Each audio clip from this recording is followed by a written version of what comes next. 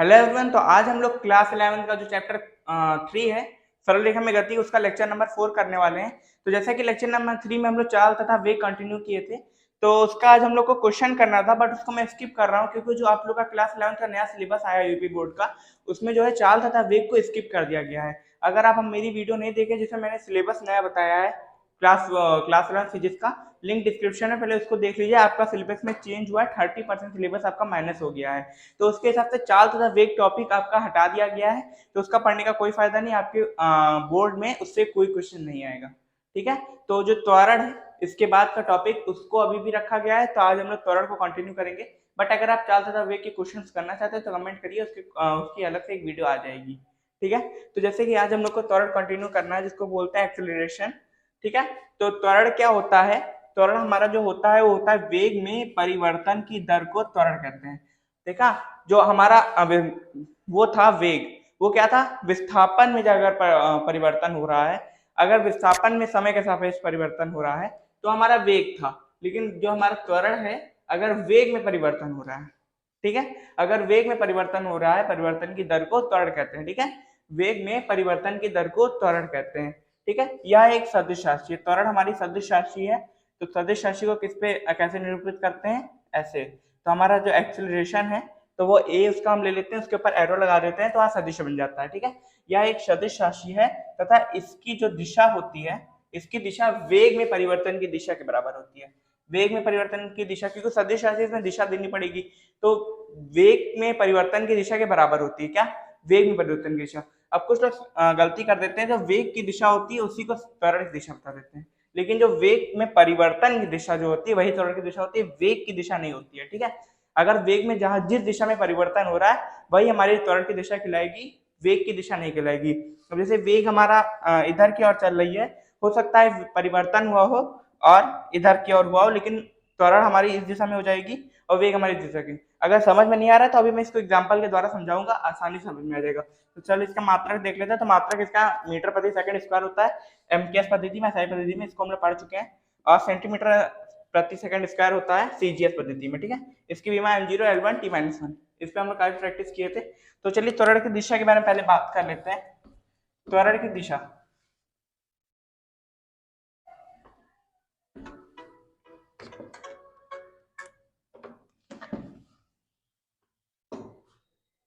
त्वरण की दिशा,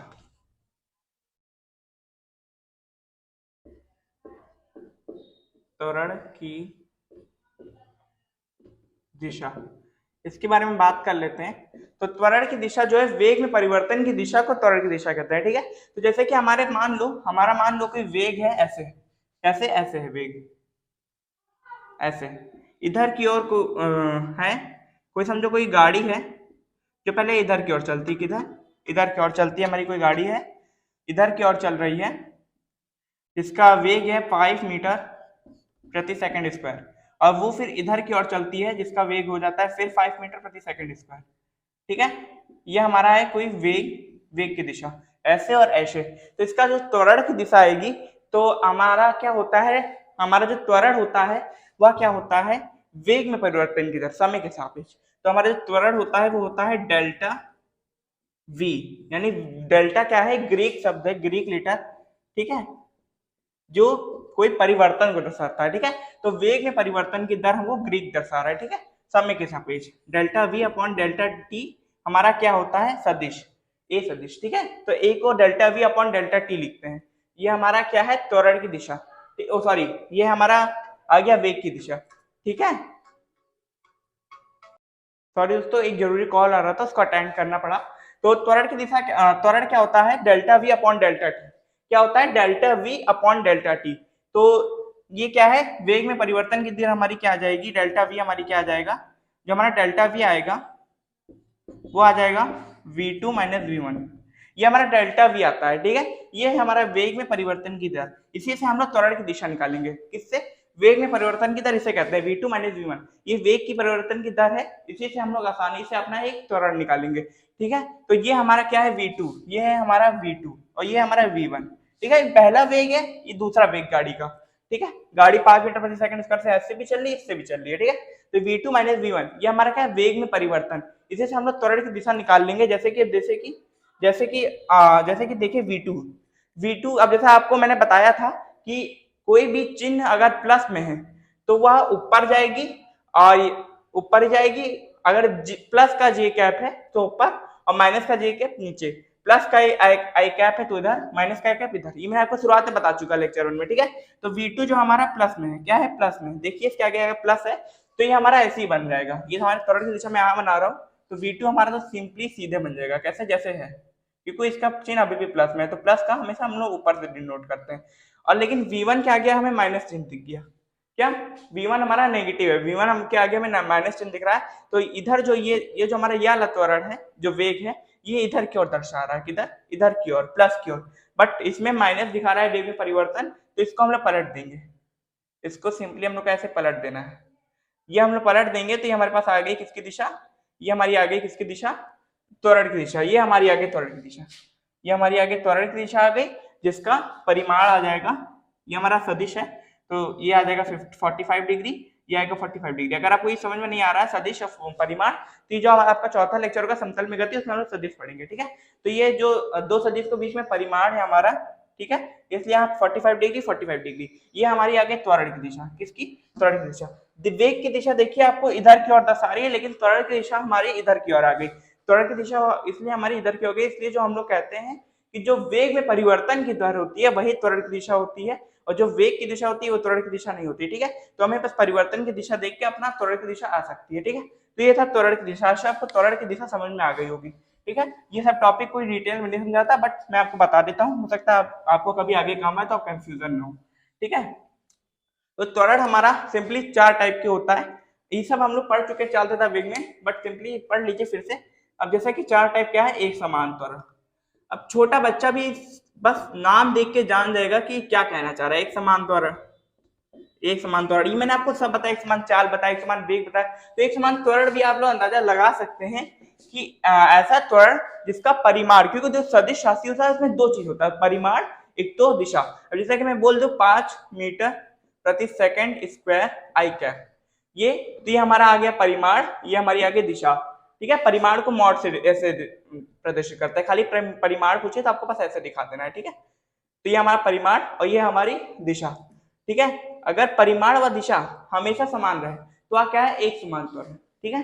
अगर कोई त्वरण का परिमाण व दिशा ना बदले, कोई गतिमान कोई गतिमान कोई गतिमान कोई गतिमान कण का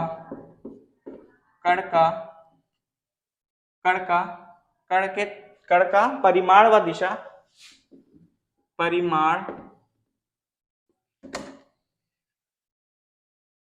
कोई गतिमान कण के त्वरण का, कोई गतिमान कण के त्वरण का परिमाण व दिशा एक समान रहे, दिशा एक समान रहे अर्थात बदले ना, एक समान रहे अर्थात बदले ना, एक समान रहे अर्थात बदले ना, तो वह क्या है, एक समान त्वरण, ठीक है। वह क्या है, एक समान त्वरण। कोई गतिमान कण का त्वरण का परिमाण व कोई गतिमान कण के त्वरण का परिमाण व दिशा एक समान रहे अर्थात बदले ना, तो क्या है, एक समान त्वरण। क्या है, एक समान त्वरण। बस आपको बस ऐसे ही असमान त्वरण जो हमारा दूसरा पार्ट होता है, बस आपको ऐसे अंदाजा लगा लेना है। आप लोग की बुक में इतना डिटेल नहीं है, बट मैं आपको बता देता हूँ क्योंकि ये बेसिक चीजें आप लोग को आनी चाहिए, ठीक है। तो जैसे कि इसमें कोई गतिमान कण के त्वरण का परिमाण व दिशा एक समान रहे तो क्या है, अर्थात बदले ना, क्या है, एक समान त्वरण। लेकिन अगर मैं बोल दूं कि कोई गतिमान कण के त्वरण का परिमाण व दिशा असमान रहे अर्थात बदलता रहे, असमान रहे अर्थात बदलता रहे, अर्थात बदलता रहे, तो क्या हो जाएगा हमारा, वो हमारा क्या हो जाएगा, असमान त्वरण। क्या, असमान त्वरण। अगर कोई गतिमान कण के त्वरण का परिमाण व दिशा हमेशा समान है, बदल नहीं रही है, इसका मतलब वेग परिवर्ती है, ठीक है। एक समान त्वरण में क्या होता है, वेग परिवर्ती होता है। क्या, इसको आप याद रखिए, वेग परिवर्ती होता है, वेग परिवर्ती होता है, ठीक है। और असमान त्वरण कोई गतिमान कण के त्वरण का परिमाण व दिशा हमेशा बदलता रहे, कि थोड़े एक सेकंड बाद दिशा बदल जाए, परिमाण बदल जाए, अगले सेकंड में दिशा परिमाण बदल जाए, तो क्या है, असमान त्वरण। यह पार्ट, ये हमारा इसका 1 था और 2, ठीक है। तो इसका जो तीसरा पार्ट है वो क्या है, औसत त्वरण। क्या है औसत त्वरण, ये बस आपको बेसिक में है, इसको बस आपको दिमाग में रखना है, इससे कोई क्वेश्चन नहीं बनते हैं एक समान त्वरण असमान त्वरण से, बट आपको दिमाग में रखना है। अब बात करते हैं औसत त्वरण, किसकी, औसत त्वरण। औसत त्वरण, औसत त्वरण जिसको कहते हैं एवरेज एक्सेलरेशन, औसत त्वरण, इसको प्रदर्शित करते हैं हम लोग ए क्यू एक्सेलरेशन, और इसके नीचे लिख देते हैं एवीजी, यानी एक्सेलरेशन एवरेज, ठीक है। तो ये क्या है, जो समय के साथ कुल जो हमारा कुल वेग में जो परिवर्तन हो रहा है तथा कुल समय जितना लिया गया उसके अनुपात को औसत त्वरण कहते हैं। क्या, औसत वेग के कुल वेग के परिवर्तन तथा कुल समय के कुल समय के अनुपात को औसत चाल कहते हैं। क्या, इसको एक बार मैं लिख के बता देता हूं, औसत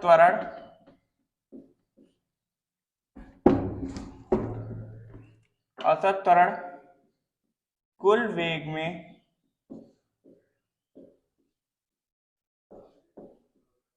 परिवर्तन तथा कुल वेग में परिवर्तन तथा कुल वेग में परिवर्तन तथा कुल समय के अनुपात को कुल समय का अनुपात ही औसत वेग कहलाता है। मैं चाहता था इसको आपको बता सकता था, मैं इसको साथ साथ लिख रहा हूं ताकि आपको भूले ना, आपके दिमाग में हमेशा रहे कि जो हमारा कुल वेग में परिवर्तन तथा कुल समय के अनुपात को औसत त्वरण कहते हैं। औसत का मतलब क्या होता है, एवरेज निकाल लेना। जैसे कि हम लोगों ने पढ़ा था औसत चाल क्या है, कुल दूरी बटे कुल समय। औसत वेग क्या है, कुल विस्थापन बटे कुल समय। वैसे औसत त्वरण क्या है, कुल वेग में परिवर्तन बटे कुल समय, ठीक है। औसत त्वरण क्या है, कुल वेग में परिवर्तन बटे कुल समय, ये हमारा औसत त्वरण है। जिसको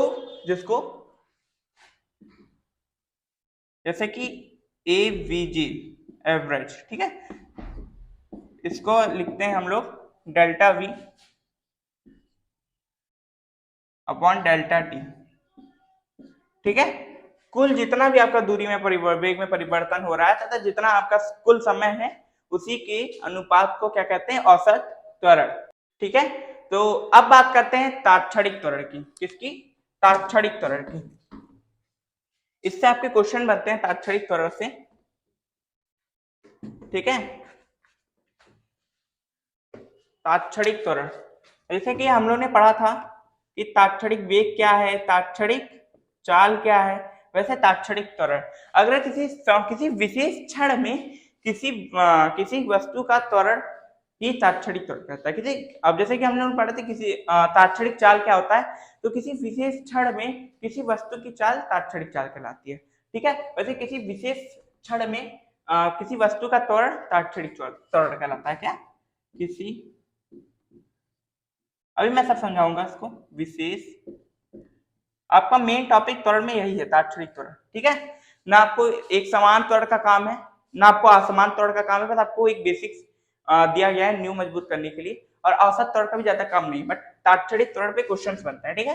किसी विशेष क्षण में अभी आपको क्वेश्चन भी दिखाऊंगा कैसे बनते हैं। विशेष क्षण, किसी विशेष क्षण में किसी कण का त्वरण तात्क्षणिक त्वरण कहलाता है, तात्क्षणिक त्वरण कहलाता है, ठीक है। किसी विशेष क्षण में किसी कण का त्वरण तात्क्षणिक त्वरण कहलाता है। जैसे कि मैं बोल दूं कि t बराबर 1 में त्वरण क्या है, तो ये क्या है, तात्क्षणिक त्वरण। मैं बोल दूं कि जब t बराबर 5 में त्वरण क्या है, t बराबर 5 में त्वरण क्या है, ये क्या है, एक विशेष समय, ये विशेष क्षण का है, समय का एक ही है, ठीक है। t बराबर 1 एक विशेष समय है, अगर इसमें मैं त्वरण पूछूं तो क्या होगा, तात्क्षणिक त्वरण, ठीक है। क्या है हमारा ये तात्क्षणिक त्वरण। तो तात्क्षणिक त्वरण प्राप्त कैसे किया जाता है? अगर आपको स्थिति दे रखी है और आपसे तात्क्षणिक त्वरण पूछे तो आपको क्या करना है, स्थिति को 2 बार अवकलन करना है। क्या स्थिति का, अब कई कई लोग आपको अवकलन नहीं आता होगा, कई लोग को आता होगा, जो थोड़ा सा बेसिक मैथ पढ़े होंगे उनको अवकलन आता होगा, कई लोग को नहीं आता होगा। मैं अभी आपको अवकलन बता देता हूँ जितना आपको काम होगा। ठीक है, स्थिति का 2 बार अवकलज करके, अवकलन बोल दीजिए, अवकलज बोल दीजिए, एक ही बात है, अवकलन करके तात्क्षणिक त्वरण प्राप्त किया जा सकता है। तात्क्षणिक त्वरण प्राप्त किया जा सकता है। ठीक है, तो ये था तात्क्षणिक त्वरण। अब जैसे कि मैं आपको बता दूं क्वेश्चंस कैसे बनते हैं। अब मैं आपको बताता हूँ ये 4 प्रकार थे। ठीक है, इनकी डिफिनेशन आपको एग्जाम वगैरह में नहीं पूछी जाती, बट आपको ऐसे मैंने बता दिया है कि आपको पता है कि कोई पूछे तो आपको पता रहे कि क्या होता है तात्क्षणिक, क्या होता है औसत त्वरण। ठीक है, इसकी डिफिनेशन वगैरह एग्जाम में नहीं आती है।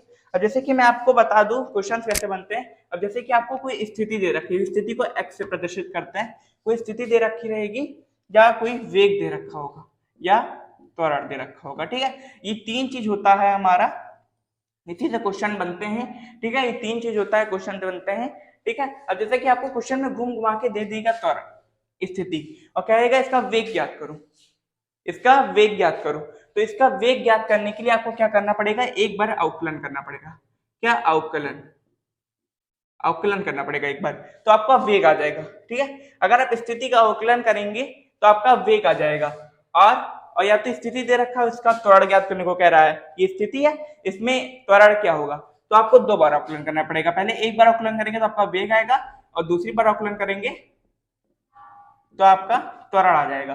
ठीक है, अगर खाली वेग बोले तो आपको एक बार अवकलन करना है। ठीक है, और अगर आपको वेग दे रखा है और कह रहा है त्वरण ज्ञात करो, तो आपको बस एक बार अवकलन करना है, आपका त्वरण आ जाएगा। ठीक है, और हो सकता है कि अगर वेग दे रखा है आपसे बोले कि स्थिति भी ज्ञात करो, त्वरण भी ज्ञात करो, तो त्वरण ज्ञात करने के लिए आप अवकलन तो कर देंगे, लेकिन स्थिति के लिए अवकलन नहीं होगा। अवकलन क्या होता है, एक स्टेप आगे के लिए, कि देखिए स्थिति से बड़ा वेग है, वेग से बड़ा त्वरण। आप इतना मन में बना के रखिए कि स्थिति आएगी तो हमें एक बार अवकलन करना पड़ेगा वेग के लिए, और दूसरी बार अवकलन करेंगे तो त्वरण आ जाएगा। ठीक है, एक बार वेग, दूसरी बार त्वरण, या वेग है तो पहली बार में त्वरण आएगा। ठीक है, और वेग दे रखा है, आपसे पूछे स्थिति बताओ, तो आपको क्या करना पड़ेगा, समाकलन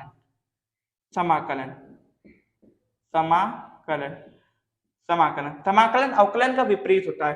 हो सकता है आपको त्वरण दे रखा है और कह दे कि आपको वेग और स्थिति दोनों ज्ञात करो, तो अगर आप एक बार इसका समाकलन करेंगे तो क्या आ जाएगा, आपके पास वेग आ जाएगा, दूसरी बार में एक्स, दूसरी बार में आपका स्थिति आ जाएगी। ठीक है, या आपको बस इतना आपको याद रखना पड़ेगा कि पहले एक्स होता है, इसका एक बार अवकलन करने पे हमें v प्राप्त होगा, वेग जिसे कहते हैं, और उसका दोबारा अवकलन कर देंगे तो हमें a प्राप्त होगा, जिसे एक्सेलरेशन कहते हैं। अगर आपको त्वरण दे रखा है, उसका एक बार आप क्या करते हैं, समाकलन करते हैं, तो आपको v प्राप्त होगा। क्या होगा, v प्राप्त होगा, जिसे वेग कहते हैं, और फिर दूसरी बार समाकलन करेंगे तो x प्राप्त होगा।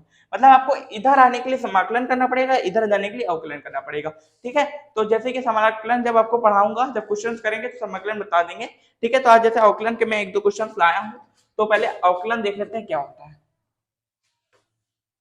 ठीक है, आज हम लोग अवकलन देख लेते हैं क्या होता है। अब जैसे कि मैं अवकलन जो है बहुत लंबा टॉपिक होता है, 6 से 7 दिन में कवर होता है, तो मैं आपको एक ओवरव्यू दे देता हूँ। ठीक है, अब जैसे कि आपको कोई दे दे स्थिति का समीकरण दे दे। ठीक है, T Q plus 5t plus 5t plus 4, ये आपको दे दे और बोले कि आप इसमें क्या ज्ञात करिए, त्वरण।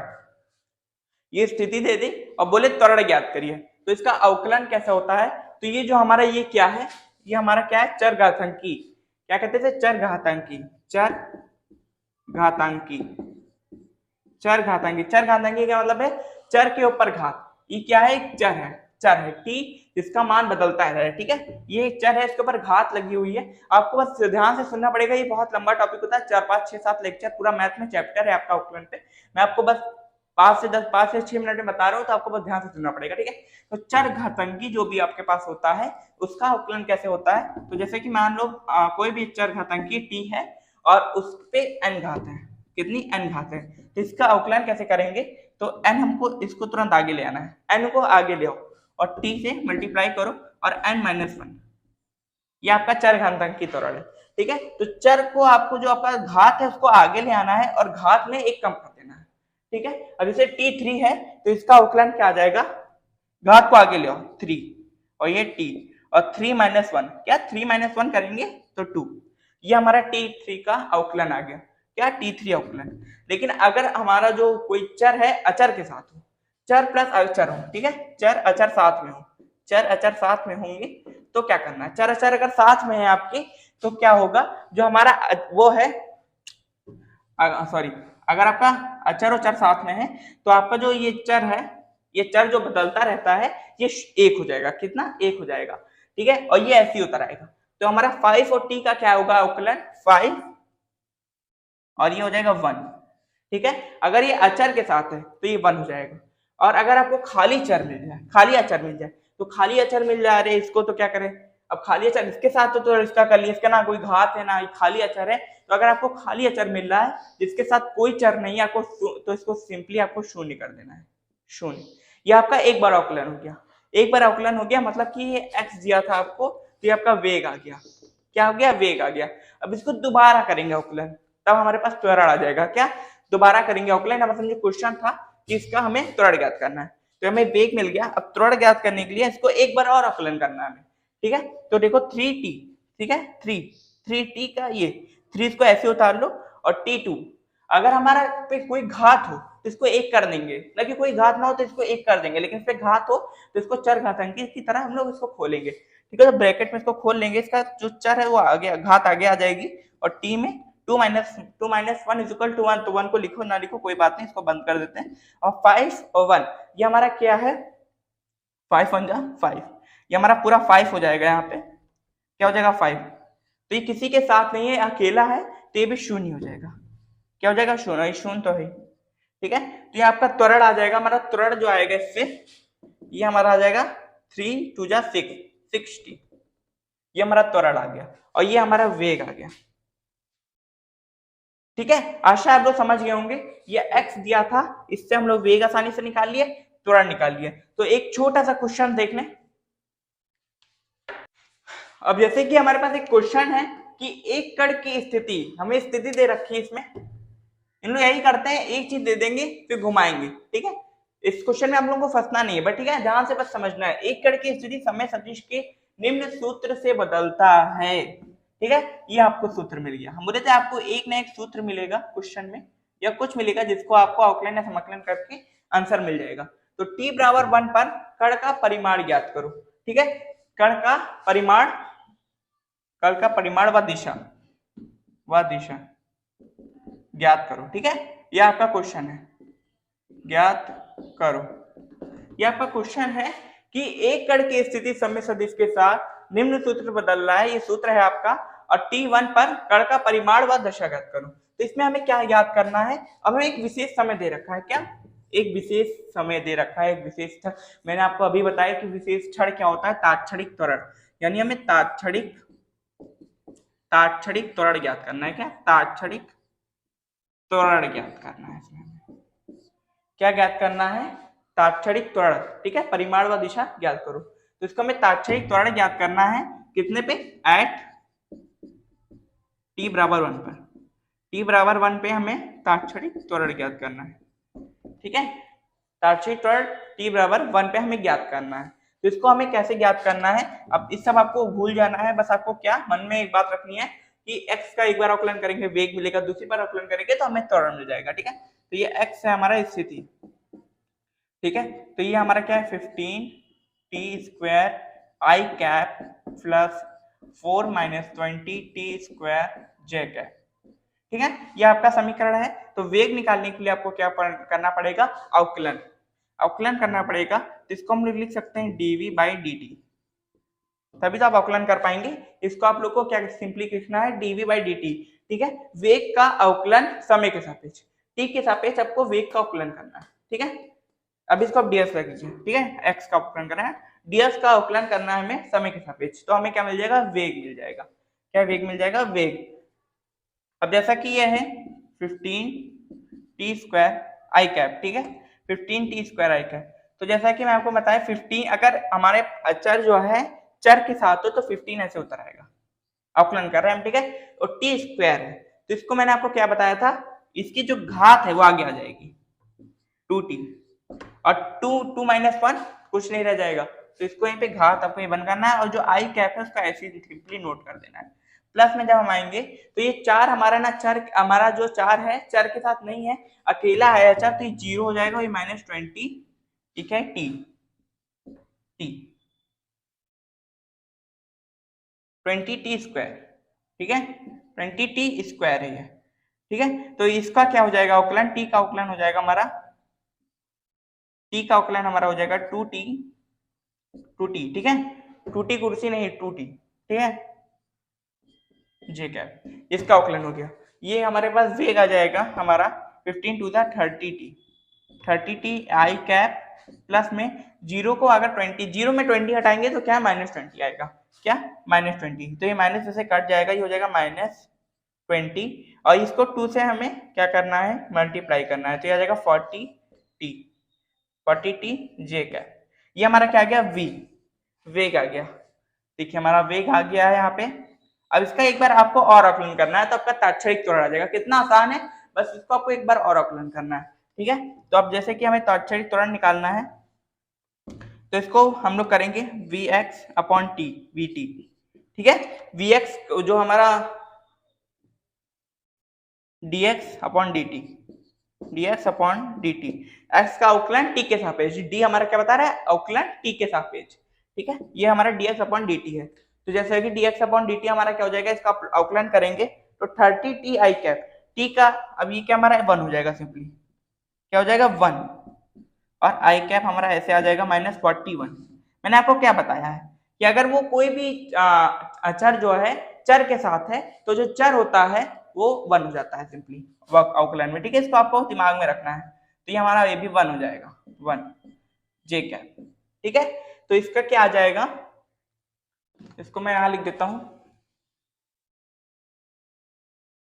ये हमारा आ जाएगा यहाँ पे सिंपली जो त्वरण है, जो त्वरण है हमारा तात्क्षणिक त्वरण, वो हमारा आ जाएगा 30 इसको हम लोग टी के बदले में लिखेंगे, ठीक है, लेकिन इसमें तो टी बचा ही नहीं।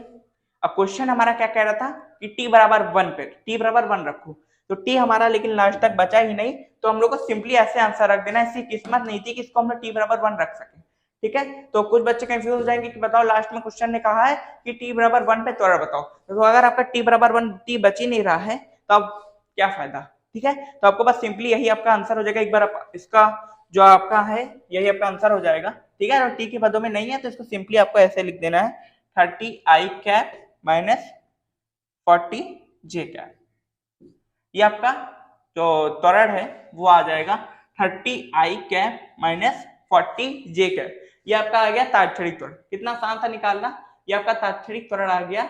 और तो अब क्वेश्चन में हम लोग को क्या बोला है, परिमाण ज्ञात करने को, तो परिमाण इसका हमें सिंपली कैसे ज्ञात करना है, परिमाण कैसे ज्ञात किया जाता है, आपको बस क्या लेना है, प्लस माइनस कुछ नहीं देखना है, आपको बस इसका स्क्वायर लेना है, इसका स्क्वायर लेके अंडर रूट के अंदर प्लस कर देना है, हमारा परिमाण आ जाएगा। क्वेश्चन में हमें परिमाण पूछा था तो ये परिमाण हमारा क्या आ जाएगा, परिमाण को हम लोग ऐसे डिनोट करते हैं, ठीक है, तो ए परिमाण, ठीक है, मोड से, तो ए परिमाण हमारा आ जाएगा, ए परिमाण हमारा जाएगा 30 का स्क्वायर प्लस, ये प्लस हो जाएगा, इसमें चाहे जो चिन्ह हमसे नहीं मतलब, अंदर अंडर रूट के अंदर प्लस हो जाएगा, ठीक है। तो परिमाण हमारा क्या आ जाएगा 30 का स्क्वायर प्लस 40 का स्क्वायर, तो जैसा कि इसका होता है 30 का स्क्वायर हमारा किसके बराबर होता है, 30 का स्क्वायर हमारा बराबर होता है 900, ठीक है, ये होता है 900 और ये होता है 1600, ठीक है, ये होता है 900 1600। तो हमारा ए मॉड जो होता है, हमारा जो ए का परिमाण आएगा वो आएगा हमारा 900 plus 1600 is equal to 2500, under root के अंदर 2500 आएगा, तो इसको जब आप लोग बाहर निकालेंगे तो ये आ जाएगा 50, क्या आ जाएगा 50, तो ये हमारा आ गया ए का परिमाण 50, क्या आ गया, और परिमाण आ गया ए का 50, और दिशा हमारी क्या आएगी, ये दिशा हम इससे ज्ञात कर सकते हैं, ठीक है, 30 आई कैप की तरफ तथा 40 जे कैप की तरफ, ये हमारी दिशा आ जाएगी, और परिमाण हमारा क्या आ जाएगा 50, परिमाण हमारा 50 आ जाएगा, दिशा हमारी ये आ जाएगी और ये हमारा क्वेश्चन सॉल्व हो गया। आपको ये क्वेश्चन जो आपको मैं बता दूं कि ये नीट में आया था क्वेश्चन, नीट में आया था वाला क्वेश्चन, बहुत आसान क्वेश्चन था। ये आप लोगों ने अभी नीट का क्वेश्चन सॉल्व किया, क्या क्या सिंपली इसका परिमाण भी निकल गया और उसमें ऑप्शन जो मैंने दिशा अपने मन से बताई, उसमें ऑप्शन किसका था, ऑप्शन में आपको बता दूं क्वेश्चन का कि मैंने नीट के अनसॉल्व से उठाया, ठीक है। इसका पहला ऑप्शन था 48, दूसरा था 39 और तीसरा हमारा 50 और चौथा हमारा 5। इसका ऑप्शन था, तो इसका हमारा तीसरा ऑप्शन सही हो जाएगा, ठीक है। ये नीट का क्वेश्चन था। तो जैसा कि अब बात करते हैं हम लोग अपने नेक्स्ट टॉपिक, हमारा नेक्स्ट टॉपिक क्या है, हम नेक्स्ट टॉपिक पढ़ेंगे गति के समीकरण। गति के समीकरण आप लोग ने क्लास 9 में गति के समीकरण पढ़े हैं, ठीक है। अब समय देख लेते हैं कितने हो चला है।